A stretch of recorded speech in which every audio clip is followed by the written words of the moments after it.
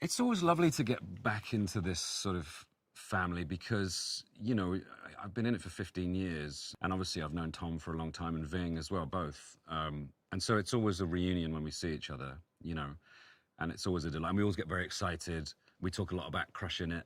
You know, we do a lot of fist bumping and giggling and it's lovely. And but then also to welcome in new people. And we were straight off into location. So we were in Norway and Italy.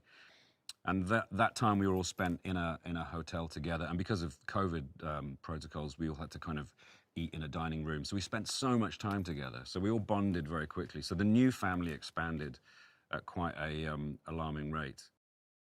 If the audience see Tom actually doing something, it's so much more effective than you know using VFX. I think you can make anyone do anything these days. You see people, you see these big super creatures having fights with each other and punching each other all over the sky, and you're just like, meh. If you see someone actually doing it, and you know that they're doing it, there's an added degree of tension there. There's a frisson that you have of like, oh my God, they did that. So when people watch Tom go off that cliff, they won't only be thinking about Ethan, you know, on his mission. They'll be thinking, that's actually Tom. And that adds something to the experience of watching the movie because there's genuine jeopardy.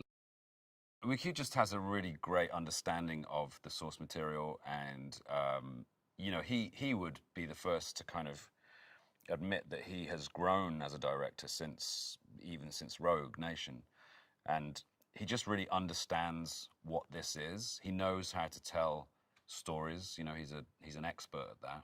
Him and Tom collaborate beautifully. They have a great understanding of each other, and they really respect each other. And it's great to see them sort of work together.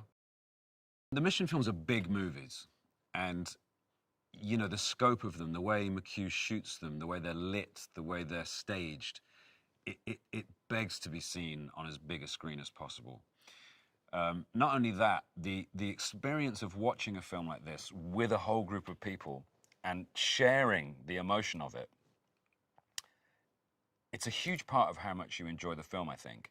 You can watch a film on your own and love it, but there is something that you get from watching a film with a whole group of people, and all of you gasp at the same time, and all of you laugh at the same time, and you jump at the same time, and you look over at people you don't know, and you're all experiencing this crazy thing. The relief, the terror. I remember when I watched Fallout with Angela Bassett and Henry Cavill. We watched it together in a cinema, and I just held on to Henry's bicep for the entire film because I was so scared. It's the people. It's the community of cinema. That is what is important. And this experience, Mission Impossible, when it's so tense and so exciting and so enjoyable, and you're so invested in the characters because you know them so well, it's a really lovely shared experience to have.